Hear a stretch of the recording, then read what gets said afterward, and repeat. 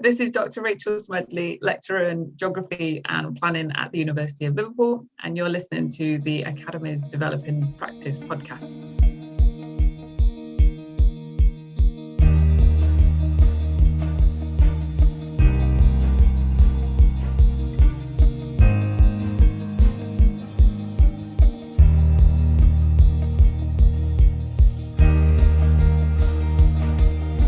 Hello, in this Learning and Teaching Conference special, we met with Dr Rachel Smedley, lecturer in geography at the University of Liverpool.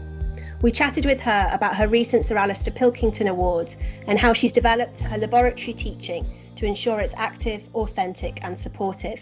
We hope you enjoy. Hi Rachel, and welcome to the podcast. We're delighted to have you on with us today and to hear about how you've recently developed your lab teaching to ensure that it's active, authentic and supportive. But before we get into any of that, it would be great if we can hear a little bit about your background and how you have arrived at the position that you're in today.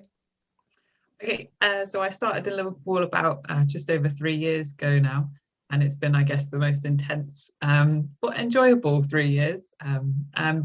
Before this, I used to work in many different universities across the UK. So I worked a bit in Manchester, Chester, Keele and Aberystwyth. And I was one of those people who did their undergraduate, master's, PhD and postdoc in the same place because I worked with excellent people in Aberystwyth. And then a lot of people can't necessarily tell where my accent's from, but I'm originally from in between Derby and Nottingham, so in the Midlands. Brill, so you will say duck just the same as I might do then? Yeah.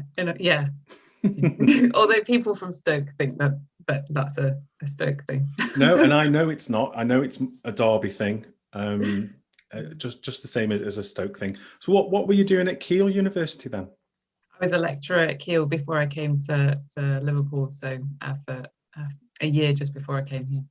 And how have you found the transition to Liverpool? What are the differences? Have you found any major differences between Keele and Liverpool?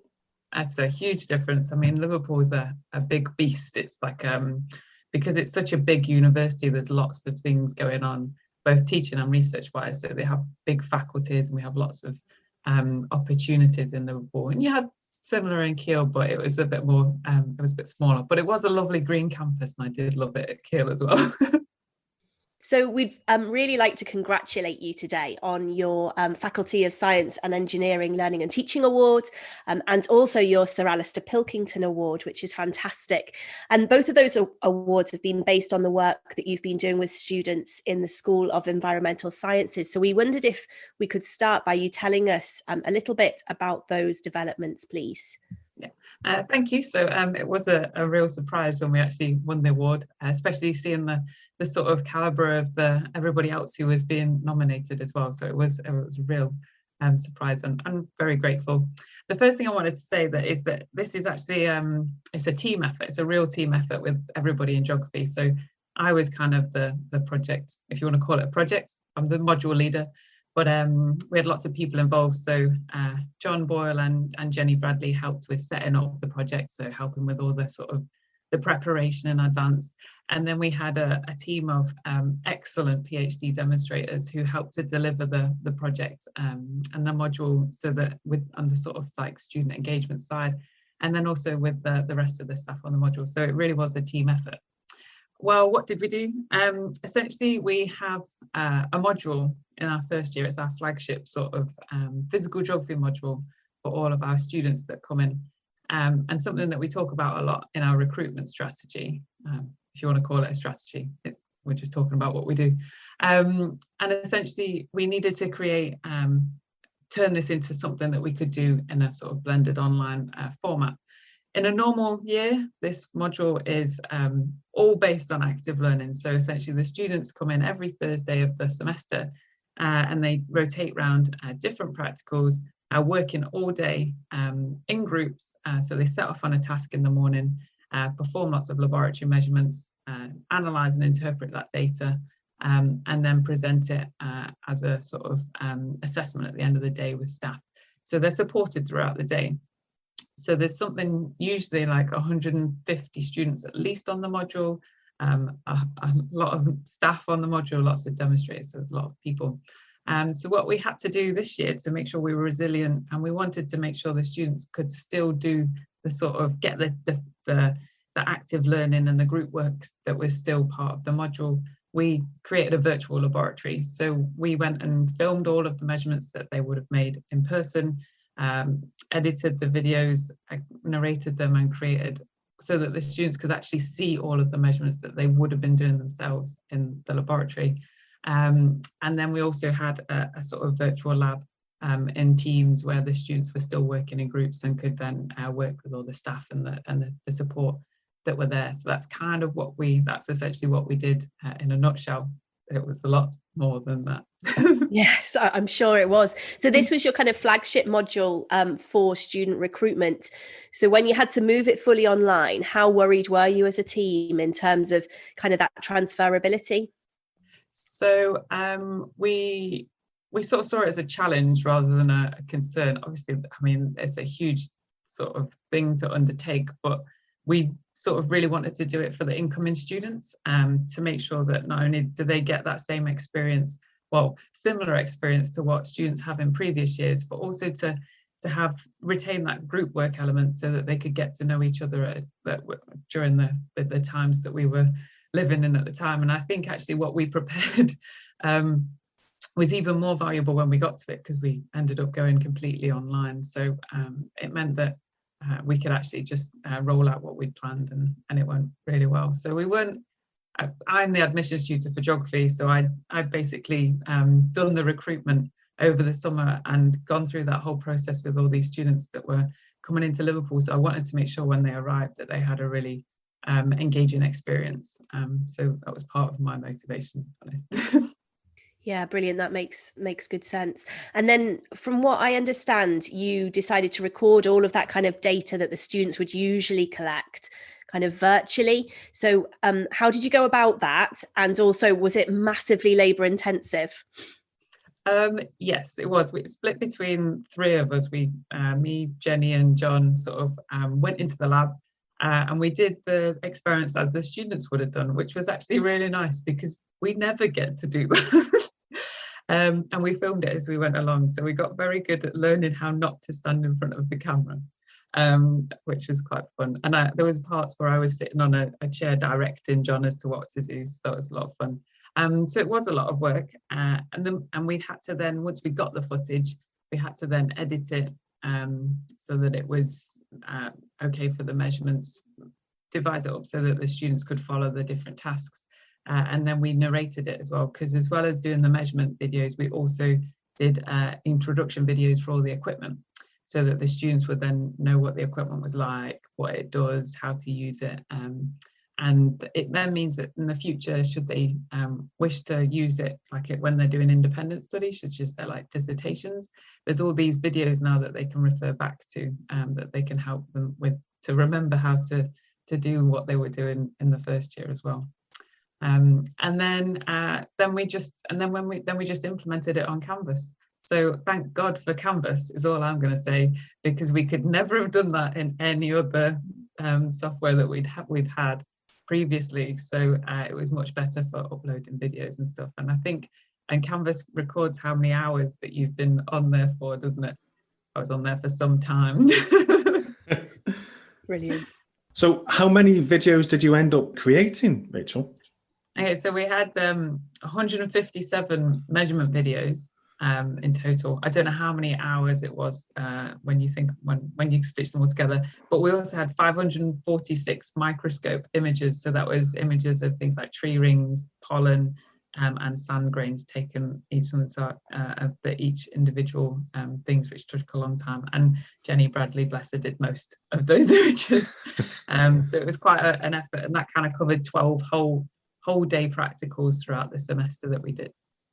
So did you use the authoring tool within Canvas to do all that video editing, or no, you did that externally? No, we did it in a software program called Movavi. The pronunciation is debated, but it was actually a really cheap sort of really user-friendly video editing software. You can move things around really easily. and add you can add music and stuff and do zooming in, and I'd never done anything like this. None of us had before we started. So the fact that we could get to grips with something like that really quickly, it was the best program. We tried a few programs, even some more very expensive programs, and we just didn't get on them as well as this one. So, and I use it all the time now. Do you? For personal use as well as work? Yeah. I mean, I did an assembly for my sister's school the other day at primary school to talk about, it was an aspirations assembly. And I was telling them about my job, and I made a video of all the places that I've been in the world to get them excited, and they loved it. Wow, that's great. I mean, that's a great story, actually. So you've got some transferable skills that you've because you've been forced into an area which you weren't into previously, and that's now enabled you to, to inspire a whole new generation of kids. That's great. Did the videos that you made for the students then, is it your intention to use them for another intake, or is that specifically for that group? Is in future years? Yeah. Yeah, so we will. So they'll have the introduction videos will be there every year now, to help. So say like the students are out, because some of our practicals are sort of out around campus, and if they've got any questions or they might need a reminder as to how to use those videos, it will then be now on their phones still on Canvas, so they can watch the videos while they're out in the field, even though there is usually somebody around. It's just quicker, isn't it? So there's all those videos there for them for the introductions, and then it also helps with accessibility, because should a student need to miss a practical for some legitimate reason, they can actually do that practical online if we want to release those videos. So there's all these different options now that we've got with all these resources, and even in future years they can refer back to those videos to how to do stuff. Yeah, and I guess with Canvas as well, that automatic closed captioning, just increases the accessibility even more, doesn't it? You're using that little bit of AI to get sort of sorted nice and neatly. That's another big added benefit. Oh yes, it is. We actually had to do some recruitment videos over last summer before we'd really got Canvas going, and we did the captions in a different program, and it was just, oh my God. No. Yeah. Never again. So you spoke about the virtual lab in Teams. Can you tell us a little bit more about that? So what we did is we had basically the whole Teams group was open. So we only had one private channel, and that was the staff room, where we would talk to each other. And so all the students could, it was kind of like we were trying to create it as though the students could pop in and out of the different groups if they wanted to, like they would do during the labs, in the lab space. And we had 42 channels across the full module, and students had a group channel each so that they were working. So they could share files, and they would basically have a video chat going throughout the day while they were working. So each of them would perhaps work on a different task, but they would all sort of work together as a group to create a poster at the end of the day.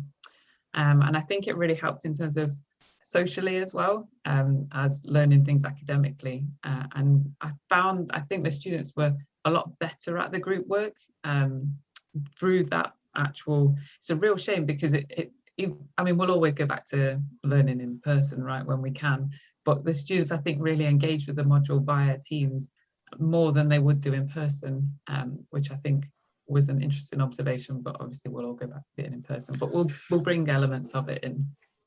Yeah, I mean, I'm sure you're going to, I guess, then harness what you've learned and have that hybrid learning approach, then using the best bits of what you've taken, I would imagine. Has the students' feedback been positive about that approach? Yes, so in terms of this module, the feedback in general, it's a really high scoring module when it comes to student satisfaction. As you can imagine, they're in the lab every day of the semester, every week of the semester. And we actually managed to maintain those high scores going through to this year, despite going completely online. So I thought I'd read out some of the quotes from the students that they mentioned. So the first thing they said about the feedback was that the videos explaining the equipment used in the experiments were very useful and able to get an idea of what it was physically like to be in the lab for yourself, and what it might be like in the future when they do finally get into the lab. They said that they always had somebody there to help with every experiment, and they could work through things with them until they understood it properly. So that was very good. And they also said that it helped them make friends during the difficult time on the course. Because one of the other things that we did in teams was that we actually had it so we had our PhD demonstrators and staff there throughout the day, and they would pop in and out of the calls. But if they needed anything, they would just tag the demonstrators in, and they would basically like appear like magic and help them whenever they needed it throughout the day. And I was always around all day. So there was lots of support there for them, even though you wouldn't necessarily think it because it was all online, but everybody was very, there's a lot of things going on in terms of like lots of text-based discussion and stuff as well to support everybody. So it's like, oh, do you need help? Yeah, I'm there. So it was really nice. It's really difficult to explain. But well, was that easier then than offering that sort of support than it would have been face to face? Some of the conversations that we've had with other people on different episodes have been, they've mentioned things about that sort of digital burnout because they feel that they always need to be online, but it seems different in this case. Yeah, so it helps. I think it helped in terms of when you're trying to go through something like sharing screens is amazing. You can actually show them how to do it instead of being in person. It's a little bit more awkward. I think the students were more, I think they asked questions more as well than when they were in the labs, because when you're in the lab, there's lots of people around, and you might feel bad about asking a question or putting your hand up. So I think it helped to encourage people to ask questions. In terms of like the burnout in our module, we were just there all day anyway. So we all had lunch though. So yeah. I really like what you're saying about how your students actually found that they could make friends better in this kind of environment. Can you tell us a bit more about that? Because obviously students have had a tricky time this year in terms of it, lots of the teaching being online, and obviously there is that barrier then to forming friendships. Can you tell us more about how you were able to foster those kind of relationships? Yeah, so what we did in terms of the group, so they work in a group of about 4 to 6. I think actually most of them were 5 this year. And they were all grouped according to their courses. So we have multiple different courses in the modules because some people take it optionally. And so they were all grouped according to their courses, and they were not grouped similar to like their tutorials. So they had a completely new set of people that they were working with.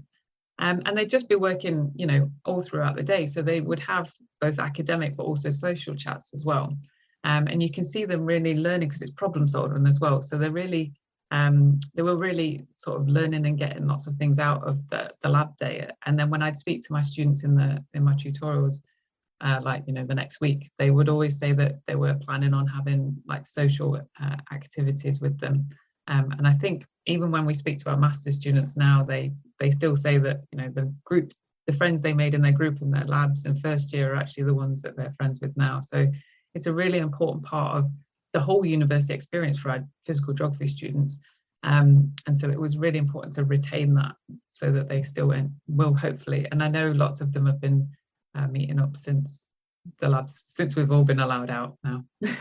Brilliant. Yeah. So there's obviously key elements to your design over the last year that have really enhanced the student experience. And as you say, we'll probably move back onto campus moving forward. But what kind of aspects of what you've developed will you actually keep because they've worked better online?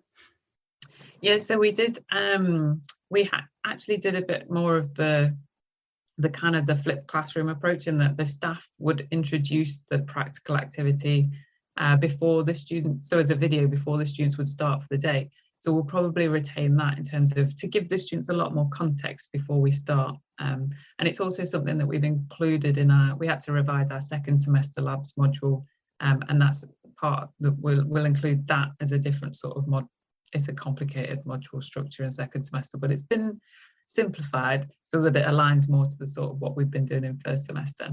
So we'll retain that sort of approach, and we'll retain, I think, a lot of the videos that we've got online so the students can use them when they're doing independent stuff, or refer to them when they're in the lab, because it's easier to see how that's actually working. And in terms of the teams, I think we'll retain the team structure just to allow the students to share files and to work in groups, because as we move into next year, we're not really sure what's going to happen. So I think we'll probably end up using large elements of certain parts of it just to for students who might have to self-isolate for certain weeks, they can still join in with the practicals now, because they can do it all online and join their group and basically get involved with, if their group are collecting data in the field or in the lab, they can be working with them in teams to analyze the data and present it. So it should help with that kind of help to ensure that everybody's still learning, if that is the case when we get to September, October time. Hopefully not. Yeah. That's really interesting about the self-isolating bit. I hadn't thought about that going forward. I'm of an age where I've been double vaccinated, so I haven't got my head around that. But yeah, you're absolutely right. By having that mode, that model, those people are still included, and it's like you're embedding accessibility throughout it just by the way that you've been changing it. Yeah, and I think accessibility is something that we'll think about more and more as we go through. It's something that we're thinking about in geography in terms of fieldwork, accessibility in terms of fieldwork. So I think this sort of approach is something that gives us options in the future should we need to think more about accessibility beyond, COVID restrictions. But one of the challenges that if we'd have been teaching anything in person at the start of last year, I think half of the students would have been self-isolating, at least half, because I was getting the emails saying I've got to self-isolate. And so it's really difficult to be able to teach in person and online at the same time using group work, because they're in the same groups every week. So by doing it this way, we can actually facilitate that now going forwards. And even if they've all got double vaccinations, as you say, there's still potential that we could end up having to self-isolate because you come into contact with somebody. So I think there's still that sort of uncertainty. So hopefully we'll be able to be resilient. I guess then the model is also highly transferable for other modules in your discipline, as well as the other science-based modules. Is that fair to say? Yeah, so it's basically, it's this kind of blueprint for any kind of active learning module. So even a lot of my social science colleagues in geography will do active learning through discussion and group work. And so you can use this kind of approach in that way as well. And we have actually done lots of dissemination across our school. So our School of Environmental Sciences has a whole range of different sciences, but also a lot of human geography, planning, all sorts of different things. And so we've done a lot of dissemination in terms of the ideas of making videos, like filming them, editing them, and then creating this is like a teaching resource, but also in the way that we use Teams as kind of a more open, flexible structure rather than specific, here's a meeting, you need to join this. It's kind of, it's a different kind of way of doing Teams as to what we were doing in most modules. Have you experimented with the whiteboard features and Teams and things like that, where have you got some real collaboration stuff going on? I mean, we use Mural in the academy at the moment for to move sticky notes around and have an online conversation. Have you been doing some similar things with Teams? Yeah, except there's a really good version. It's called Jamboard. I think it's through Google. And Beth and Evans in our department actually taught me how to use that, and I've been using that for my tutorials all year because it's a better way to get the students to actually engage with the topic. And I got them to create like certain boards before they came in and talk about them. So yeah, we've used the Jamboard version, and we actually use it for recruitment as well because it's pretty cool. So that leads on to the module being as part of your recruitment strategy. I take it that you're advertising this to the hilt at the moment. It's interesting because we're obviously hoping that we're going to be in person next semester. So, but we are using it in terms of trying to, because obviously all our recruitment strategy at the moment is all online, and we're using it as a way of communicating what it's like to actually do geography at Liverpool, because we have such a unique resource in the Central Teaching Labs. So I've created promotional sort of videos as to what it's like to do a bit like a taster, but we also, during our actual live events, we've been doing activities where we showcase our active learning. So we've used sort of snippets of some of the practicals that we've done as examples of what to do, and then the students can actually do some measurements whilst they're watching the screen and hopefully learn something at the same time, and meet some of our staff as well. So it's been a real nice way of kind of showing what we do in Liverpool, because one of our great assets is being able to show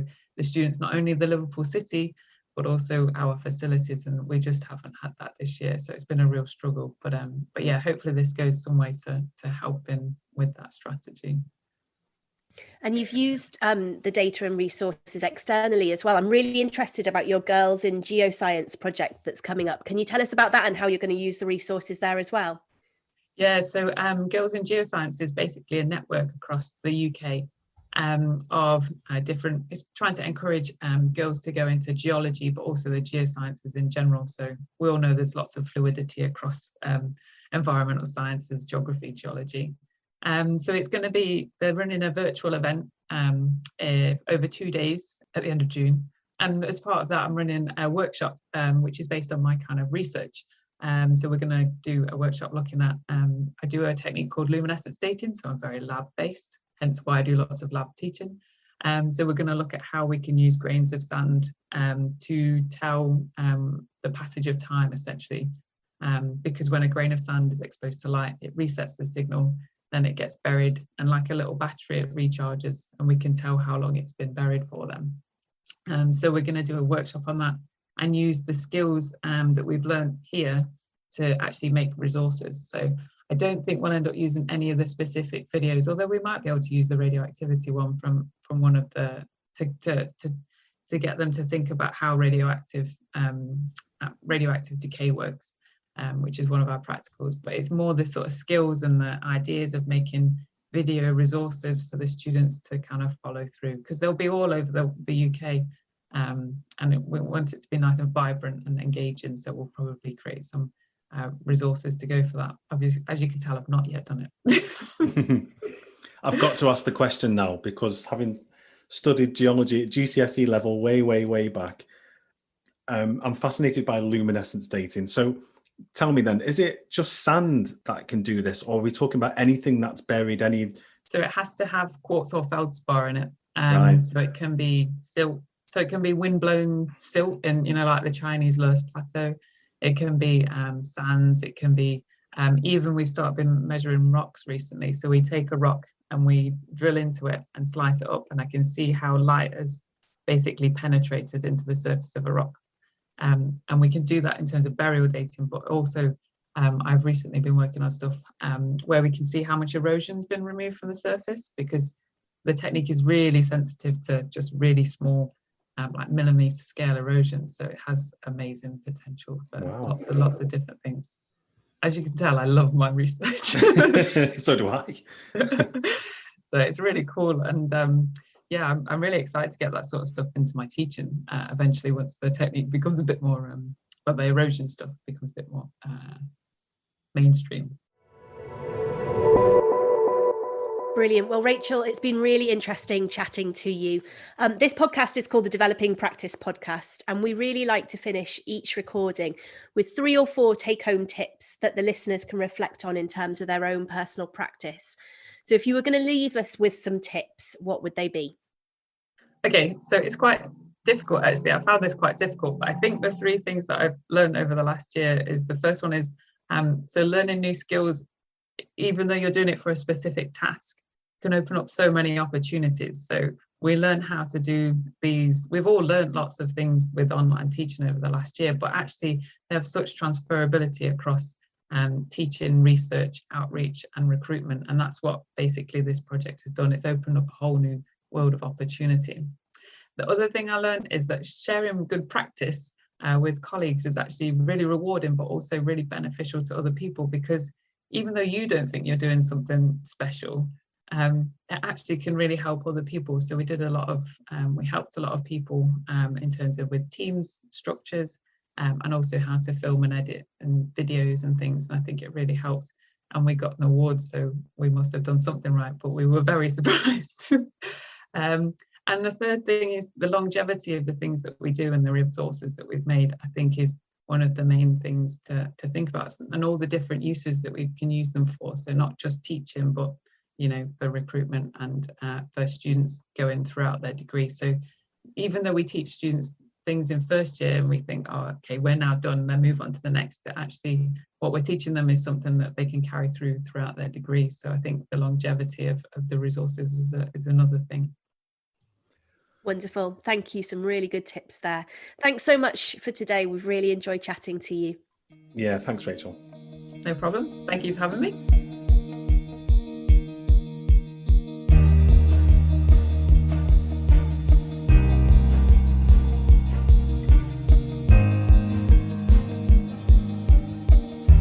Well, I really enjoyed that discussion with Rachel. It was really nice to hear about some of the work that she's been doing.